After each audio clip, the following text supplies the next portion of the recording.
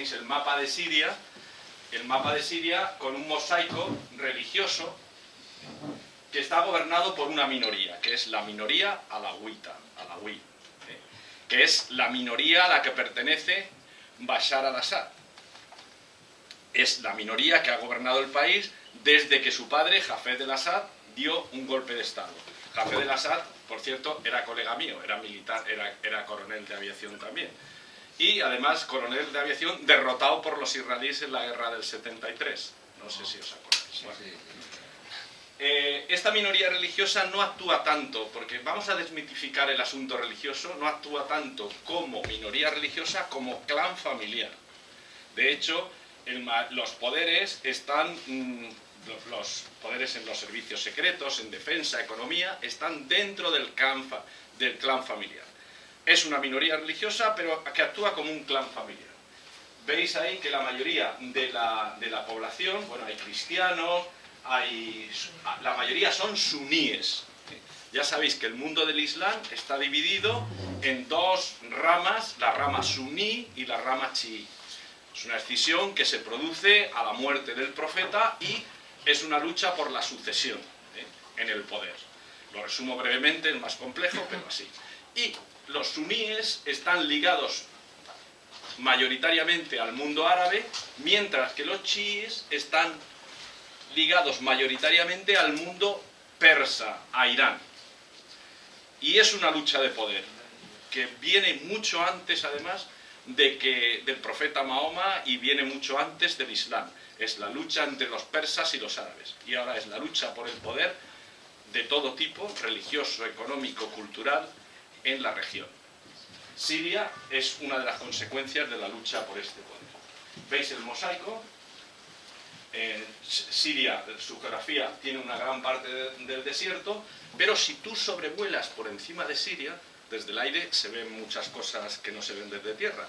Entonces, volando por encima de Siria, ves zonas que son un vergel. Es igual un poco que aquí en Aragón. Si habéis tenido la oportunidad, es muy parecido, O sea, aquí volar por encima de Aragón es muy parecido a estas regiones. Tienes zonas muy verdes por los ríos, por donde hay agricultura, y las otras desierto puro, ¿no? Pues aquí pasa exactamente igual. Y luego tienes una zona de la costa muy rica, que si en estos países hubiera paz, nos podíamos echar a temblar aquí en España por el turismo, porque se iría la gente allí. Es una preciosidad. Bueno, dicho esta cosa, vamos a seguir. ¿Algo falla? Pasa la siguiente, por favor. ¿Por qué no pasa? Ya está abajo. Bueno, vamos a ver. Han pasado... espera, que han pasado... Todos los que lo avisan. Sí, han pasado. ¿Quieres volver a la primera, por favor? Ahí. A la primera. La primera. Esa. No. Vale. A esta, la siguiente. Vamos a ver si lo paso desde aquí. No, desde aquí no. Sino que te lo pase. Es que igual estás Pues. dándole a otro botón. Que son todos botones. No, es... La tecnología Pasa. Igual es. Si no te importa. No me importa. Si no te importa, pasa. Bueno, pues vamos a ver. Siria, vale, ahí. Aquí al lado, Los naturales. Muy bien. Vamos a ver las causas de la guerra. En las causas de cualquier guerra, no estas, sino hay unos factores. Esto es una teoría. Seguro que si hay alguien más, el politólogo en la sala, seguro que dice más. Bueno, pues yo, para simplificar, hay unos factores determinantes que suelen ser históricos, políticos y económicos, en resumen, estructurales. Mucha gente y muchos estudiosos, por lo que sea, no hacen el análisis estructural. Yo siempre lo utilizo y creo que la mayoría de las causas de las guerras, la causa primaria, siempre hay un factor económico. Bueno, luego hay unos factores potenciadores y hay unos detonantes. En el caso de la guerra de Siria, si nos remontamos, no remontarnos al muy pasado, nos vamos a remontar a la Primera Guerra Mundial.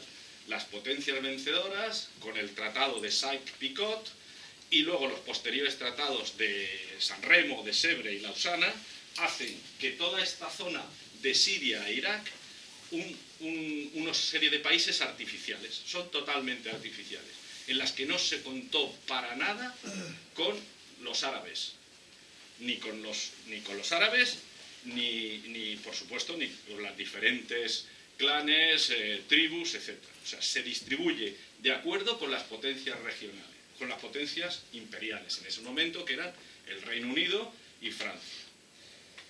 Por ejemplo, ahora habéis visto algunas imágenes del Estado Islámico, ¿os acordáis? Aquella con la caravana, con las banderas, borrando unas fronteras, ¿no? Estaban borrando simbólicamente las fronteras de Saint-Picot, las fronteras del imperialismo. No queremos estas fronteras, porque eran unas fronteras artificiales. Entre los factores políticos, pues tenemos los factores que todos los sistemas políticos de la zona son dictaduras y normalmente corruptas, como casi todas las dictaduras. Y en esto quiero hacer siempre un inciso. Cuando hablamos de los musulmanes, yo soy un férreo defensor de la cultura musulmana, del Islam y del mundo árabe. ¿Qué ocurre?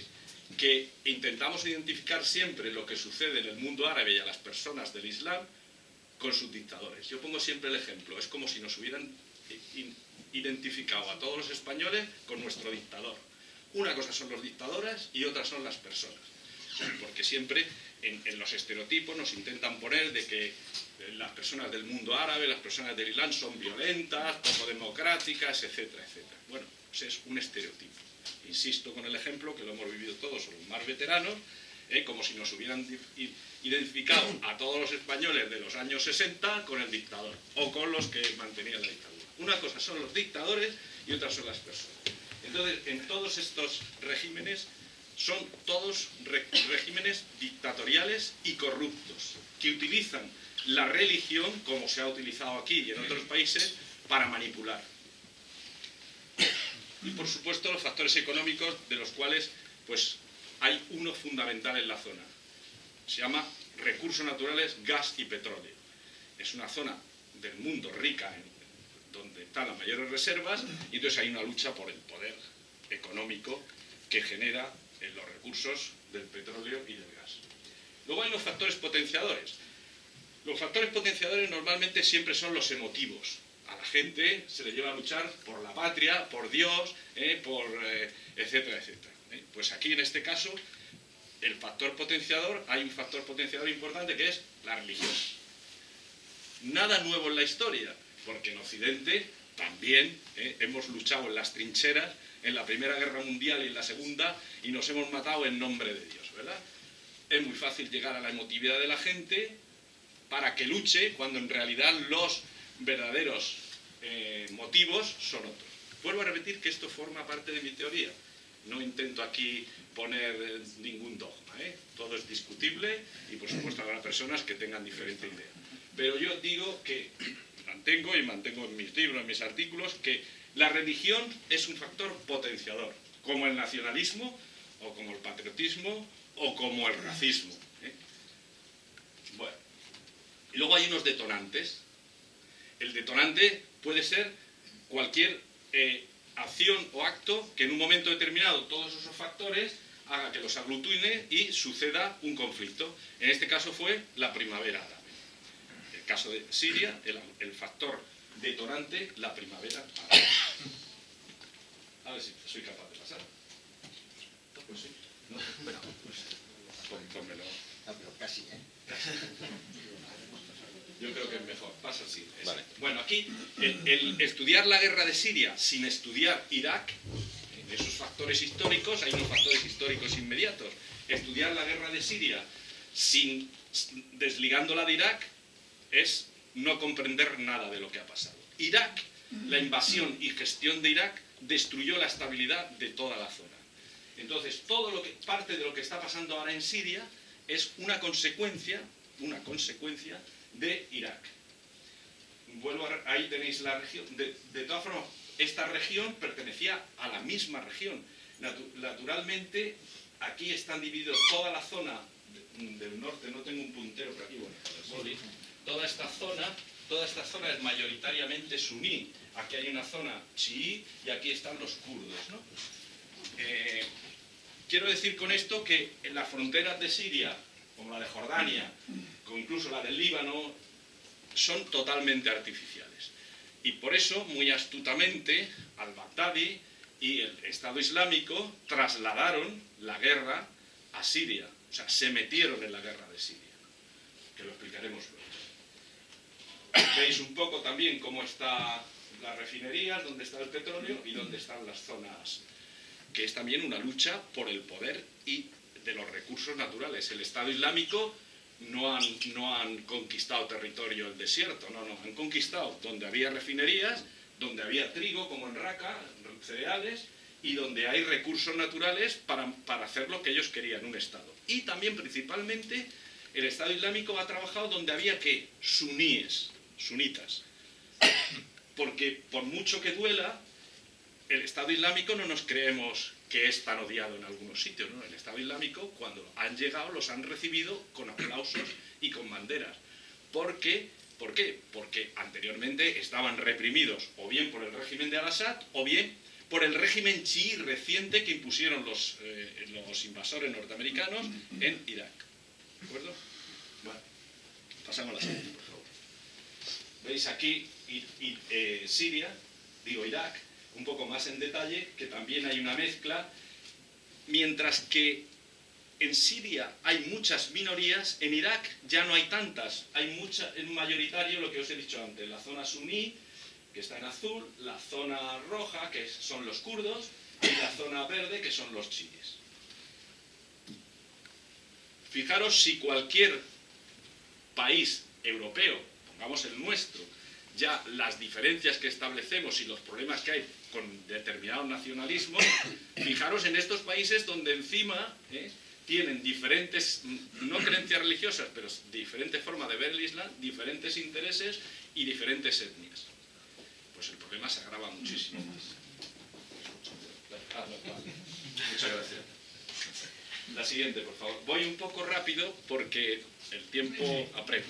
Entonces, el Kurdistán, que creo que nuestro compañero John, luego, que él es más experto en esto, nos lo va a explicar bien, tiene 4 zonas y los kurdos son casi indeseables para los 4 países. Principalmente, ¿para quién? Para los turcos. Los turcos, el principal enemigo en la guerra de Siria no es el Estado Islámico ni los rebeldes que llamamos moderados. Son los kurdos, el miedo al Kurdistán, al separatismo del Kurdistán. En Siria también hay un partido kurdo, como hay en Irak y como hay en Irán. Los kurdos también son muy variopintos, bueno, luego lo explicas, ¿no? Vale, seguimos. Vamos a ver un poco por qué hemos dicho estas causas. Desde 1973, fijaros, un país donde la oposición es ilegal, y el régimen se apoya en los clanes alawíes, que dominan la economía, y además, con el proceso neoliberal que también tuvo lugar en Siria, esas élites aún se volvieron más ricas. Bueno, esto nos suena, ¿verdad? Seguimos. Además coincidió con una grave sequía del 2006 al 2010, que pongo ahí entre paréntesis, consecuencia ya del cambio climático. Según los expertos dicen que sí. Yo, como no soy experto, lo pongo en interrogación, aunque puede ser. Pero bueno, el hecho objetivo lo pongo en rojo, que hubo una grave sequía. ¿Y eso qué supone? Pues que como en un país que tiene el 75% del PIB por la agricultura, pues supuso que subió el precio de los cereales. Al mismo tiempo que bajaron las subvenciones. O sea, ya estamos, ¿veis la crisis cómo afecta a la sociedad? Y ocurrió una gran inmigración del campo a la ciudad, de tal forma que en Siria ahora mismo el 75% de la población, bueno, antes de empezar la guerra, era urbana. Y normalmente siempre en las poblaciones urbanas la gente se moviliza mucho más y hay mucho más tendencia a hacer grupos de todo tipo. Y todo además se agravó con la llegada, no lo olvidemos, de 1 millón, ahora que nos estamos quejando aquí que no llegan refugiados, les llegó 1 millón de refugiados de la guerra de Irak. Principalmente suníes, sunitas, que iban huyendo de los chiitas que habían tomado el poder después de la invasión norteamericana. Seguimos. Un gran porcentaje de la población joven, otro gran elemento a tener en cuenta, y población joven con mucho paro. Necesitaban crear 200.000 puestos de trabajo al año. O sea, estas son lecciones que hay que aprender no para Siria, para todos los sitios. O sea, cuando tienes un porcentaje de población joven desempleada, pues pueden ocurrir lo que ocurrió, por ejemplo, en la primavera.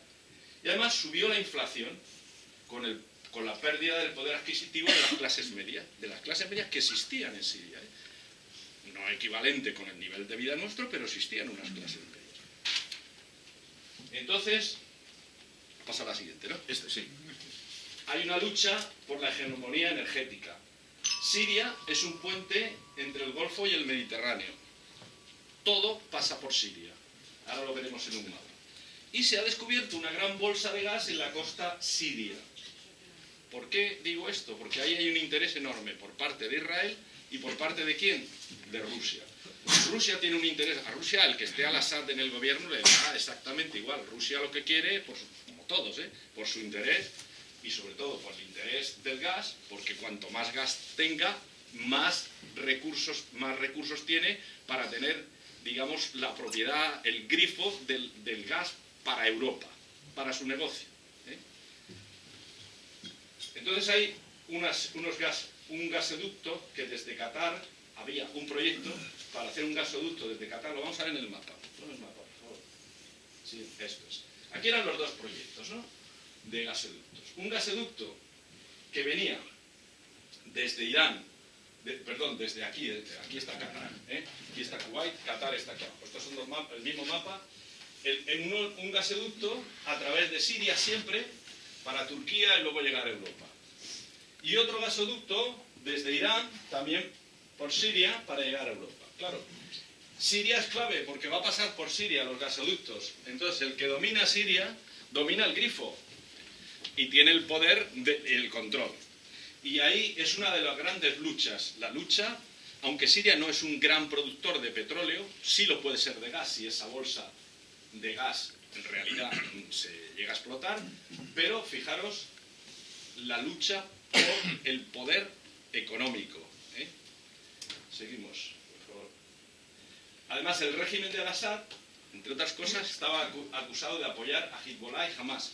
Curiosamente, Hezbollah es chiita y Hamas es sunita, pero Hamas ya sabéis que está situado en Gaza y Hezbollah es un pseudoestado dentro del Líbano. Hezbollah apoya directamente, luego lo veremos, al régimen de Al-Assad, pero son chiitas. Seguimos, por favor. Bueno, y un poco el detonante. Hemos visto un poco lo que hemos dicho, la historia, hemos visto un poco las causas determinantes, hemos visto un poco los factores potenciales, los factores potenciadores y el detonante. Muy brevemente, el 17 de diciembre, ¿os acordáis? Bancici se inmola en Túnez. El vendedor joven, que le cerraron el puesto y se inmola. Comienza la primavera árabe y caen los gobiernos de Egipto, Libia, Bahrein y Yemen. El arrogante Al-Assad, como casi todos los dictadores, declara en el Wall Street Journal que la revolución no afectará a su país. Lo dijo. Pero le sale, fijaros las modernas tecnologías y los jóvenes. Un joven que se llamaba Al-Hamsi y que el 3 de febrero del 2011 cuelga en YouTube un vídeo en el que insta a derrocar el régimen. Ese vídeo es un detonante. A raíz de ahí, el régimen empieza a reprimir y el 6 de marzo detiene y tortura a niños en una ciudad que se llama Derea, que está al sur, casi lindante con Jordania. Seguimos, por favor. Bueno, vamos a ver un poco ya para resumir. Las fuerzas que combaten actualmente son las fuerzas del régimen, lo que llamamos rebeldes, que son una amalgama, hay de todo. A mí me hace mucha gracia cuando de determinados medios dicen los rebeldes moderados. Se nota que nunca han estado sobre el terreno en un sitio donde hay guerra, porque desde luego yo os puedo asegurar que en la guerra moderados hay muy pocos. Están los kurdos y los denominados yihadistas. Yo no quiero nunca emplear la palabra yihadista en mis escritos, y os voy a decir por qué. Porque tú conoces el mundo árabe. La yihad, que por cierto se tendría que escribir con J, yihad para los árabes, para los musulmanes, significa esfuerzo. Esfuerzo por ser mejor persona, por ser un esfuerzo personal. Y solamente la palabra yihad se utiliza muy pocas veces para lo que los cristianos llamaríamos, los padres de la Iglesia, llamarían la guerra justa, defensiva, ¿no? Pero bueno, hemos denominado a estos grupos yihadistas porque ellos mismos dicen que están haciendo una yihad contra los infieles o contra los herejes. Ojo que esta yihad, por ejemplo, del Estado Islámico, principalmente no es contra los cristianos, es contra los chiíes. Bueno, un poco aquí vemos el mapa, que todos sabemos. Si estuviera la clase en Estados Unidos tendría que explicar, pero aquí en España yo creo que todo el mundo sabe dónde está. Sí, esto me hace gracia porque cuando estaba en la OTAN con los americanos, pues tenías que explicar, claro, decir, a ver, Rumanía, ¿dónde está? Y tenías que ir ahí con el mapa. Claro, para ellos es un país inmenso y pues nosotros somos nada. Pasamos. Vamos a ver los actores, la lucha por el poder. Tenemos, los actores han influido mucho, los actores externos, en incendiar el conflicto, no ese, sino todos. Y aquí concretamente tenemos dos principales regionales, que son Irán y Arabia Saudí. Hay una lucha continua entre Irán y Arabia Saudí, chiitas, sunitas, pero principalmente una lucha por el poder económico. Los dos son grandes países productores de petróleo, de gas, son grandes potencias regionales con mucho armamento. Por ejemplo, Arabia Saudí en los últimos años ha sido la potencia regional que más armamento ha comprado. Os puedo decir como dato que una de cada 4 armas pesadas que se vende en el mundo se vende en Oriente Medio. Fijaros, una de cada 4. Luego, de alguna manera, todas las democracias que son las que las venden, estamos contribuyendo a incendiar la zona. Porque esas armas no, desde luego no van para regalos de la Madre Teresa de Calcuta. Luego tenemos otros actores como Turquía. Sobre todo, Turquía hubo la década de los... ¿Cómo voy de tiempo? Bien, ¿no? Turquía, durante la década de los 2000, digamos, la primera época de Erdogan, se mantuvo muy activa, neutralmente, muy condescendiente con todo el mundo. Pero a partir del 2011-2012 ha cambiado y la deriva de Turquía ya la estamos viendo. Entonces Turquía está actuando claramente contra el régimen de Al-Assad, pero está actuando sobre todo aprovechando la coyuntura, lo que está sucediendo, para masacrar a los kurdos, que es el enemigo que ellos tienen. Y luego está Qatar. Qatar apoya sobre todo a las facciones de los hermanos musulmanes. Curiosamente, Arabia Saudí no apoya a los hermanos musulmanes, y Qatar sí. Incluso ha habido incidente diplomático al respecto, pero Qatar también influye muchísimo. Son un país pequeño con muchísimo dinero, con una renta per cápita enorme y con muchísimo dinero. Y entonces apoya a los combatientes salafistas ligados a los hermanos musulmanes. Actores externos, pues los de siempre, el quinteto del Consejo de Seguridad de las Naciones Unidas. Estados Unidos, con sus intereses en la zona. Estados Unidos, veremos a ver ahora lo que sucede con el señor Trump. Si cumple alguna de las promesas que hizo, como por ejemplo instalar la embajada de Estados Unidos en Jerusalén, contribuirá mucho más al incendio de la zona. Vamos, será otro de los detonantes para que haya más conflictos.